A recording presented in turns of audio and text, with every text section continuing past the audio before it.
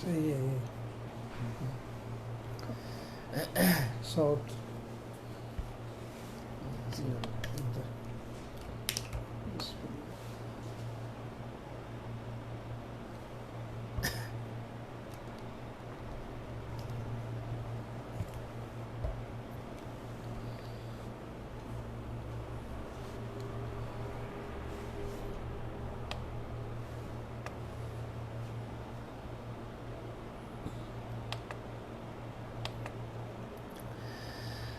السلام علیکم ورحمۃ اللہ وبرکاتہ نحمده ونصلي على رسوله الكريم اما بعد قال الله تعالى اعوذ بالله من الشيطان الرجيم ان الصلاة تنهى عن الفحشاء والمنكر ولذكر الله اكبر والله يعلم ما تصنعون وقال النبي صلى الله عليه وسلم اول ما يحاسب به العبد يوم القيامة الصلاة فإن صلحت صلح سائر عمله وإن فسدت فسد سائر عمله۔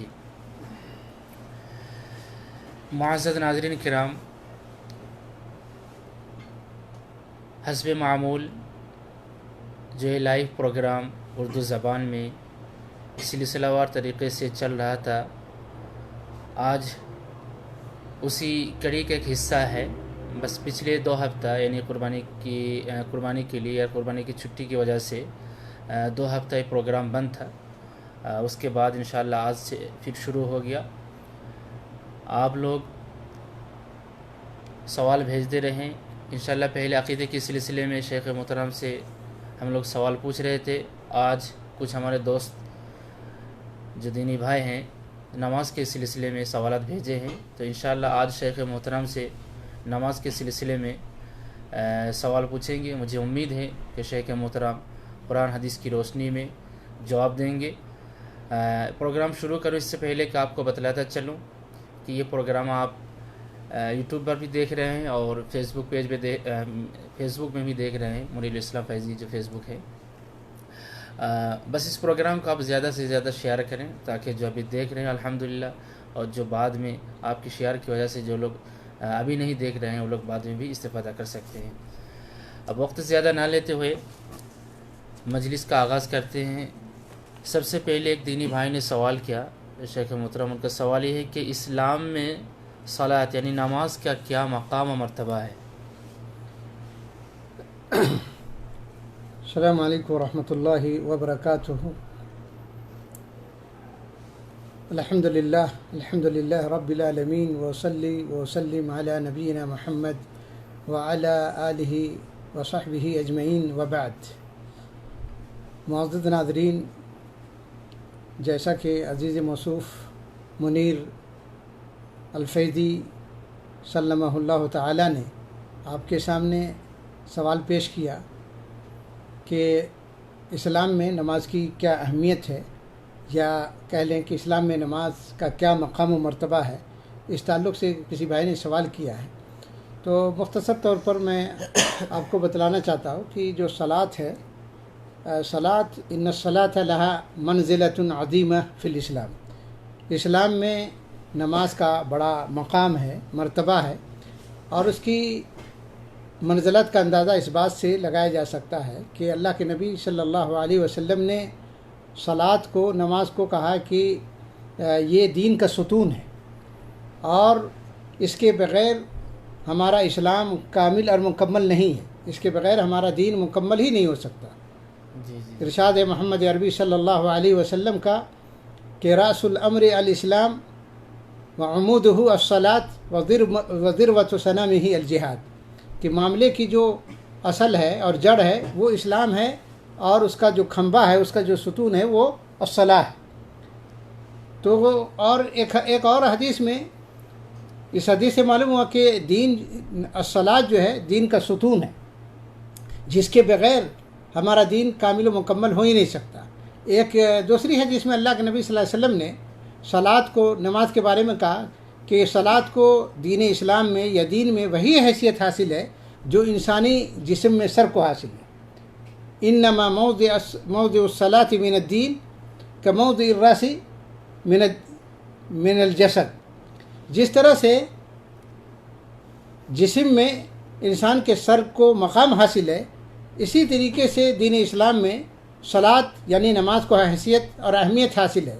اگر کسی انسان کے جسم سے یا بدن سے اس کے سر کو جدا کر دیجئے تو باقی جو دھر ہے اس کا، وہ باقی جو جسم ہے اس کی کوئی حیثیت نہیں رہ جاتی.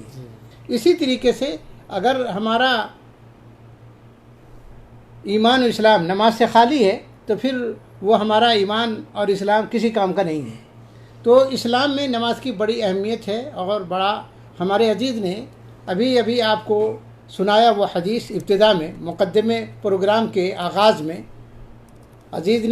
ہمارے عزیز نے ایک حدیث آپ کے سامنے پیش کی کہ آپ اس سے بھی نماز کی اہمیت کا اندازہ یا منزلت کا اندازہ لگایا جا سکتا ہے. اللہ کے نبی صلی اللہ علیہ وسلم نے فرمایا اول ما يحاسب به العبد يوم القيامة من عمله الصلاة فإن صلحت صلح سائر عمله وإن فسدت فسد سائر عمله، کہ قیامت کے دن بندے سے اس کے عمل کے متعلق عمل میں سے سب سے پہلے نماز کا حساب ہوگا، نماز سے متعلق پرسش ہوگی.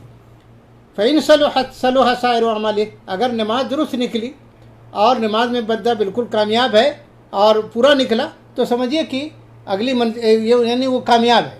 اور اگر نماز درست نہیں نکلی، نماز میں کمی واقع ہوئی تو اور نماز میں وہ فسد نماز غلط نکلی یا درست نہیں نکلی تو اس کے سارے اعمال فاسد یعنی بیکار ہے، یعنی وہ کامیاب نہیں ہے وہ شخص. تو نماز کی اسلام میں جو اہمیت ہے اللہ کے نبی صلی اللہ علیہ وسلم کی صدی سے بھی اس کا اندازہ لگایا جا سکتا ہے. اور اس سے بھی اندازہ لگائیے کہ شہادتین کے اقرار کے بعد بنی الاسلام علی خمس جو کہا گیا حدیث میں، شہادتین کے اقرار کے بعد، اقرار توحید و رسالت کے بعد دین اسلام کا دوسرا عظیم الشان رکن الصلاۃ نماز ہے. اسی طریقے سے نماز کی عظمت کا آپ اندازہ نماز کو اسلام میں جو منزلت حاصل ہے وہ کسی دوسری عبادت کو حاصل نہیں ہے، کسی دوسری عبادت کو حاصل نہیں ہے. اور اس کی اہمیت کا اندازہ اس بات سے بھی لگایا جا سکتا ہے کہ آخر وصیۃ اوصى بها النبی صلی اللہ علیہ وسلم امته الصلاۃ وما ملکت ایمانکم، کہ نبی علیہ الصلوۃ والسلام ام سلمہ ام المومنین ام سلمہ رضی اللہ تعالیٰ عنہ فرماتی ہیں کہ نبی علیہ الصلوۃ والسلام کی روح ہے اتھر یعنی سکرات الموت جاکنی کا عالم طاری ہے اور آپ کی روح پرواز ہونے والی ہے، اور آپ صلی اللہ علیہ وسلم اس موقع پر اپنی امت کو نماز کی وصیت کر رہے ہیں. نماز کا الصلاۃ وما ملکت ایمانکم، یعنی نماز کی تاکید کر رہے ہیں کہ میری امتیوں نماز کا خیال رکھنا، نماز کی حفاظت کرنا. غرض ہے کہ اسلام میں نماز کی بڑی منزلت ہے. ان تمام اور پھر اللہ کے رسول صلی اللہ علیہ وسلم کی حدیث آتی ہے کہ بین الرجل و بین الکفر والشرک الصلاۃ، کہ اسلام اور کفر کے درمیان حد فاصل یہ نماز ہے. تو انشاءاللہ ہمارے ناظرین کو کے سامنے یہ بات واضح ہو گئی ہوگی کہ اسلام میں نماز کی کیا منزلت ہے، کیا مقام ہے، کیا مرتبہ ہے. جزاک اللہ خیر، بارک اللہ فیک شیخ محترم، اللہ تعالیٰ کو جزاک خیر دے. بالکل مختصراً اسلام میں نماز کا کیا مقام و مرتبہ ہے آپ نے قرآن حدیث کی روشنی میں ہمیں سمجھایا. انشاءاللہ جو ہمارے ناظرین ہیں آپ کو بھی سمجھ میں آیا ہوگا کہ نماز کی اہمیت اور نماز کا مقام کیا ہے. شیخ محترم دوسرا سوال ایک دینی بھائی نے کیا ہے، ان کا سوال یہ ہے کہ صلاۃ یعنی نماز کی لغوی اور اصطلاحی تعریف کیا ہے؟ جی ہاں، یہ بہت اچھا سوال ہے یہ بھی کہ صلاۃ کی لغوی اور اصطلاحی تعریف کیا ہے. صلاۃ لغت میں کسے کہتے ہیں؟ صلاۃ کا جو لغوی معنی ہے دعا کے بھی ہے، صلاۃ کے لغوی معنی رحمت کے بھی ہے، صلاۃ کے معنی نماز کے بھی ہے.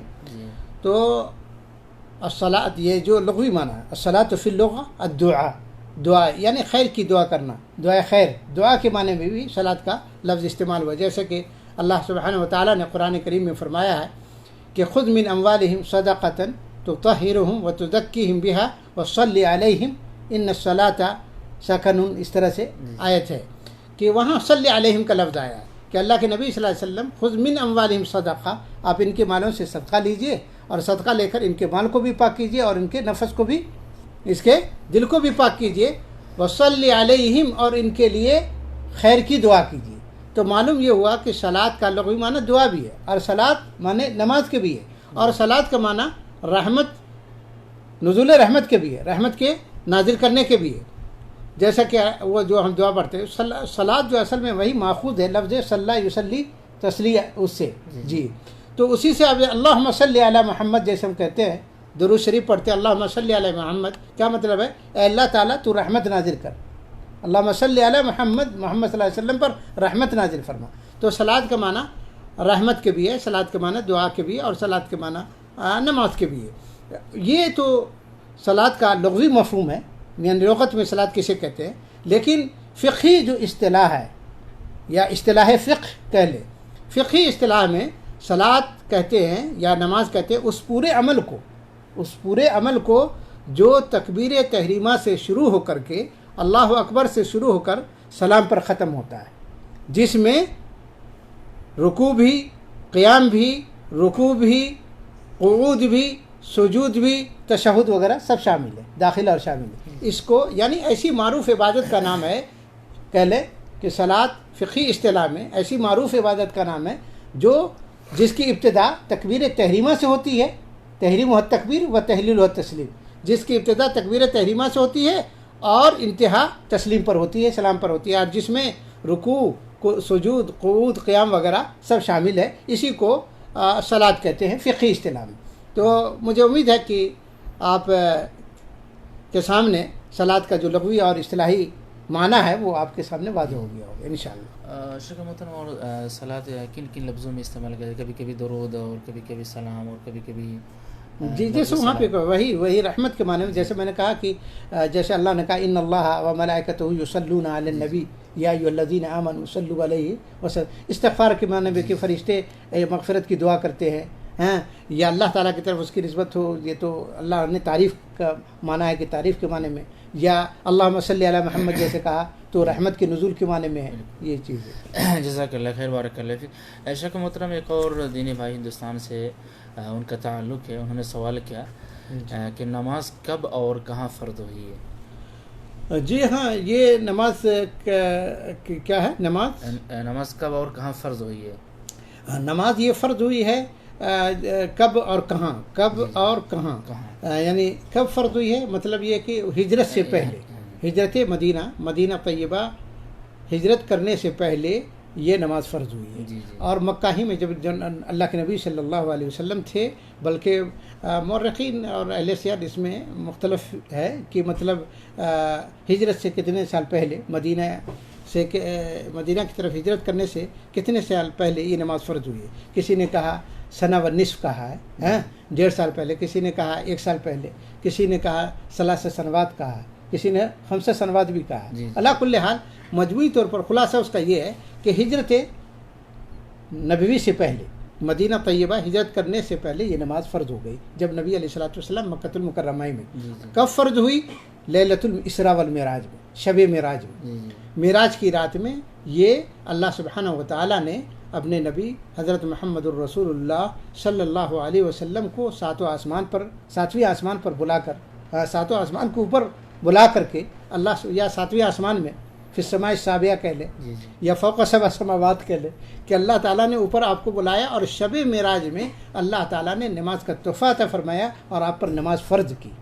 معلوم یہ ہوا کہ نماز کب فرض ہوئی ہے؟ فرض ہوئی ہے ہجرت سے پہلے، اور جس رات میں فرض ہوئی ہے وہ رات اسراء اور معراج کی تھی، یعنی معراج والی رات اللہ تعالیٰ نے یہ نماز فرض کی. یہ اور یہاں ایک بات اور بتلا دوں، یہ وہ واحد فریضہ ہے، الفریضۃ الواحدہ، یہ وہ واحد فریضہ ہے جس کو اللہ تعالیٰ نے آسمان پر فرض کیا ہے نبی علیہ السلام کو. باقی تمام جو فرائض ہے نبی علیہ الصلوۃ والسلام پر، جو زمین آپ صلی اللہ علیہ وسلم کے روئے زمین پر رہتے ہوئے، زمین پر ہوتے ہوئے تمام احکام، تمام فرائض فرض کیے گئے ہیں.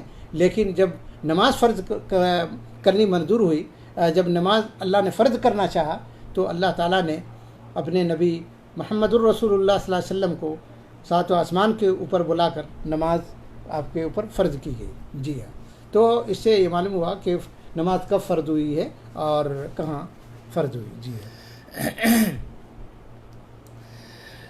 جزاک اللہ خیر. شیخ محترم ایک دینی بھائی نے سوال کیا، ان کا سوال یہ ہے کہ تاریک نماز کا شرعی حکم بیان کیجیے. جی ہاں، تاریک نماز کا جو حکم کیا ہے، تاریک یعنی بے نمازی. اب اس میں اصل یہ ہے کہ علماء مختلف ہی ہیں، یعنی اگر کوئی شخص نماز کی فرضیت کا قائل ہے، نماز کی فرضیت کا اعتقاد رکھتا ہے، یعنی اس کا انکار نہیں کرتا، نماز کی فرضیت کا انکار نہیں کرتا اور نماز چھوڑتا ہے، نماز چھوڑتا ہے لیکن فرضیت کا منکر نہیں ہے، تو ایسی صورت میں اس پر کفر کا حکم نہیں لگے گا. یہ نہیں کہا جائے گا کہ کافر ہے، بلکہ کہا جائے گا فاسق ہے، گنہگار ہے، گناہ کبیرہ کا ارتکاب کیا. لیکن جو شخص کاہلی میں تساہلی یا تکاسل کہہ لے، تساہل یا تکاسل، کاہلی اور سستی کی وجہ سے نماز کو ترک کر دیتا ہے اور فرضیت کا بھی قائل ہے لیکن سستی اور کاہلی کی وجہ سے ترک کر دیتا ہے. اس میں ایک اور بات میں بتلاؤں کہ جو شخص فرضیت کا انکار کر رہا ہے اور نماز بھی چھوڑتا ہے تو وہ تو کافر ہے، اس میں کوئی شک نہیں. جو شخص فرضیت کا انکار کرتا ہے اور نماز بھی نہیں پڑھتا ہے، نماز چھوڑ رہا ہے اس اعتقاد سے کہ وہ فرضیت کا بھی قائل نہیں ہے، فرضیت کا انکار کر رہا ہے، تو اس کے کفر میں کوئی شک و شبہ نہیں. لیکن اگر کوئی آدمی فرضیت کا قائل ہے اور نماز چھوڑتا ہے تو اس میں یہ ہے کہ مطلب اس کے اوپر فسق کا یا گناہ کہا جائے گا کہ اس نے گناہ کبیرہ کا ارتکاب کیا اور اس کو یہ نہیں کہا جائے گا کہ کافر ہوگا. اسی طریقے سے کاہلی اور سستی سے جو چھوڑتا ہے تو اس کے اوپر بھی کہتے ہیں کہ کفر کا حکم نہیں لگے گا. اس سلسلے میں علماء مختلف ہی ہے، حتیٰ کہ یہاں کے جو مشائخ ہیں مملکت سعودیہ عربیہ وغیرہ کے جو مشائخ ہیں، ابن باز وغیرہ رحمہ اللہ وغیرہ، یہ سب کہتے ہیں کہ اگر کوئی آدمی نماز چھوڑتا ہے سستی کی وجہ سے بھی اور کاہلی کی وجہ سے بھی، تساہلی کی وجہ سے بھی، تو وہ کافر ہو جائے گا. اور دلائل یعنی نصوص سے اس کی بات کی تائید ہوتی ہے، نصوص سے، اور بہت ساری نصوص ہے جیسے بین العبد العہد الذی بیننا وبینہم الصلاۃ فمن ترکہا فقد کفر، یا بین العبد والکفر والشرک ترک الصلاۃ، یا اسی طریقے سے اللہ کے رسول وہ حدیث وہ ہے کہ عمر بن خطاب رضی اللہ تعالیٰ عنہ کا قول کہ لا حج فی الاسلام لمن ترک الصلاۃ، جس نے نماز چھوڑ دی اس کا اسلام میں کوئی مقام نہیں ہے. یا اسی طریقے سے اصحاب رسول کے بارے میں آتا ہے کہ کان اصحاب رسول اللہ صلی اللہ علیہ وسلم لا يرون شيئا من الاعمال ترکہ کفر غیر الصلاۃ، کہ اصحاب رسول ترک نماز کے علاوہ کسی اور عمل کے ترک کو کفر نہیں سمجھتے تھے.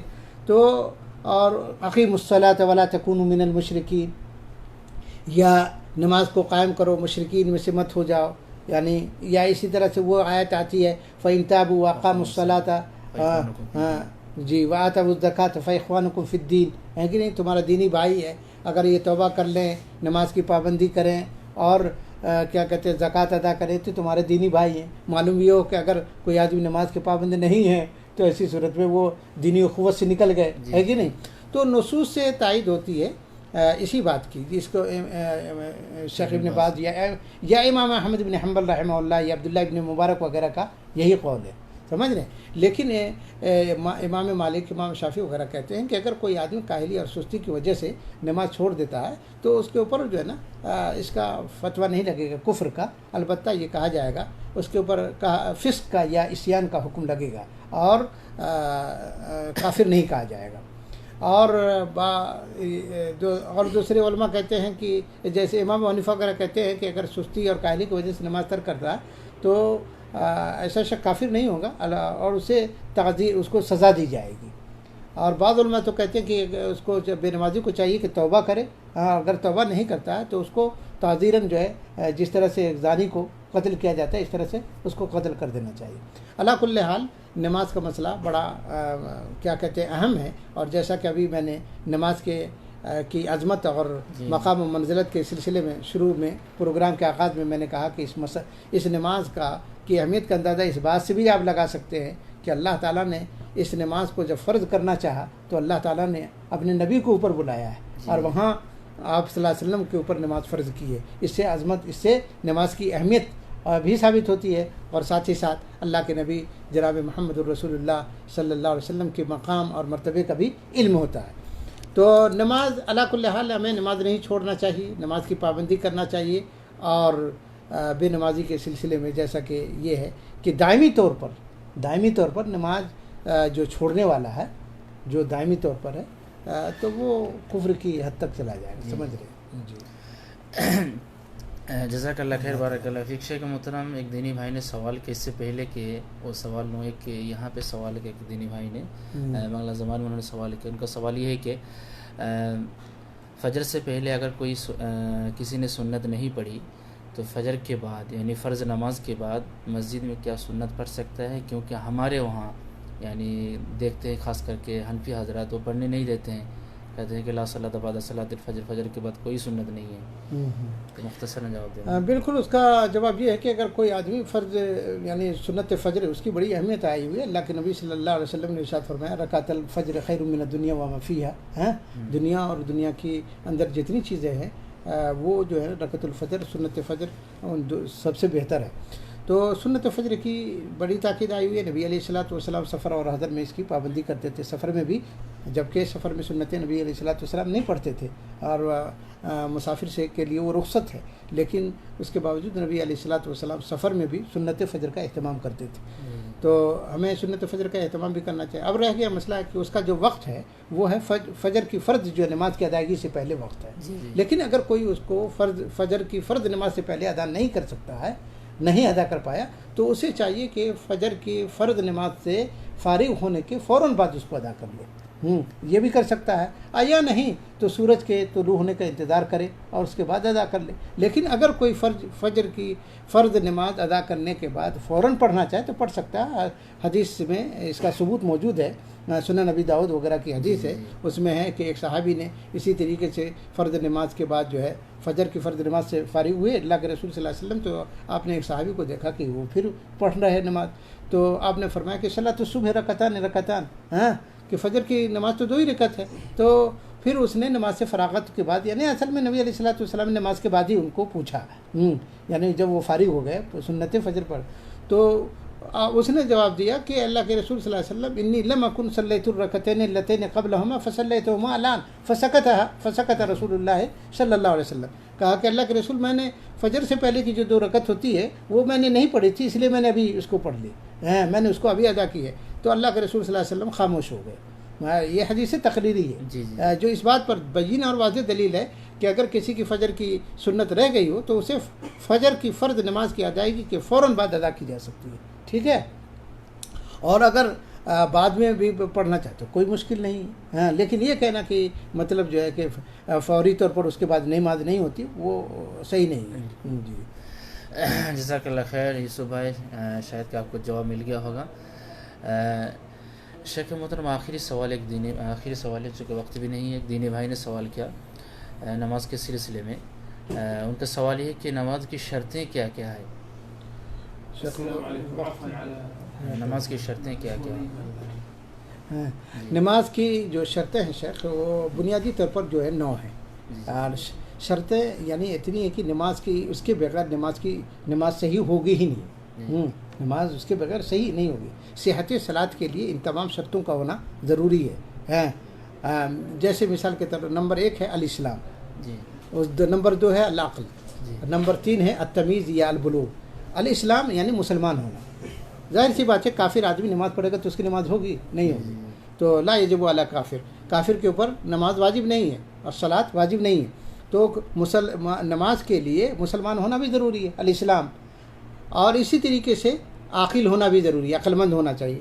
پاگل کے اوپر نماز فرض نہیں ہے، جیسا کہ وہ حدیث یاد رکھے ذہن میں، رفع القلم عن 3، عن المجنون حتی یفیق او یعقل، کا لفظ ہے کہ مجنون سے بھی کے اوپر کوئی گناہ نہیں ہے، مجنون بھی پر بھی سے قلم اٹھا لیا گیا ہے، تو یہاں تک کہ اس کو عقل آ جائے یا اس کو وہ اپنے عقل و حواس میں آ جائے یا اس کو ہوش آ جائے، اگر کوئی بے ہوش آدمی ہے یہ تو، یا اس کا جنون صحیح ہو جائے، تو عاقل کے اوپر بھی فرض ہے جو یعنی عقل مند ہے۔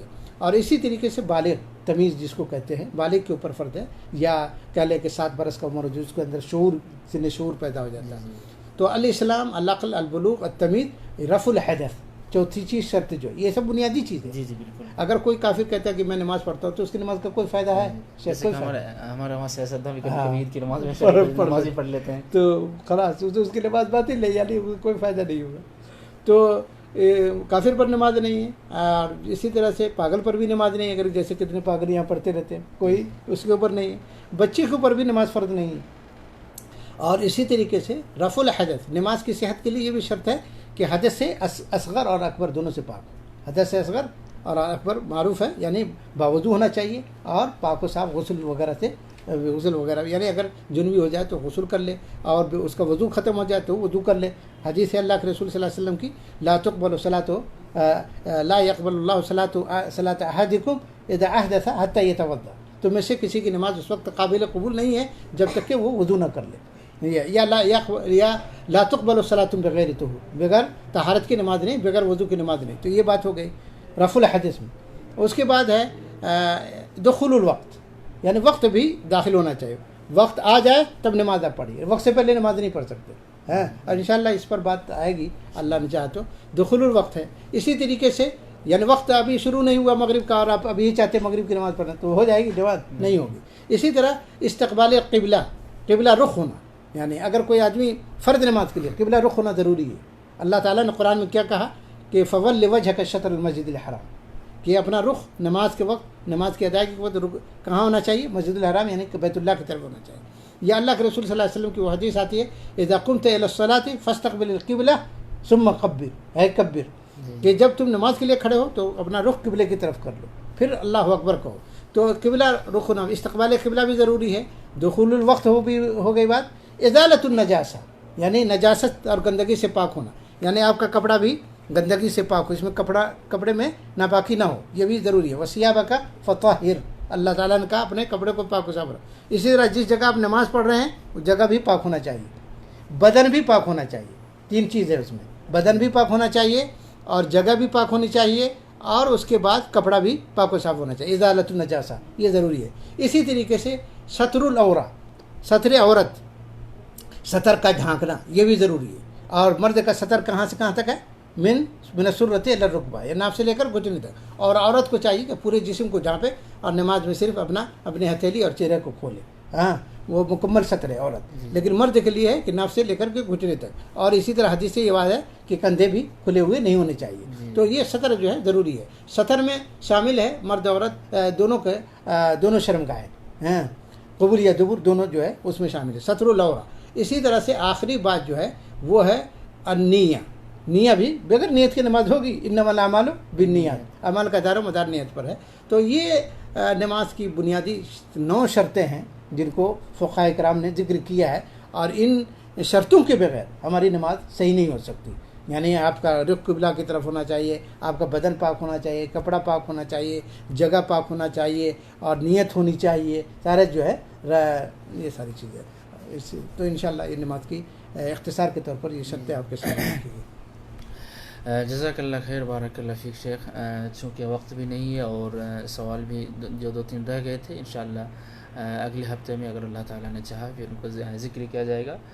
مجھے امید ہے کہ جہاں تک آپ نے سنا ہمارے ناظرین کرام، اللہ تعالیٰ سے دعا ہے کہ اللہ تعالیٰ ان کے اوپر ہمیں اور آپ سب کو عمل کرنے کی توفیق عطا فرمائے. انشاءاللہ ٹھیک اگلے جمعرات سیم اسی یعنی عصر کے بعد 4:15 سے لے کر کے 4:30 کے بیچ جو سعودی ٹائم ہے، انشاءاللہ پھر آپ سے ملاقات ہوگی. تب تک ہمیں اجازت دیں. وآخر دعوانا ان الحمدللہ رب العالمین. السلام علیکم ورحمۃ اللہ وبرکاتہ.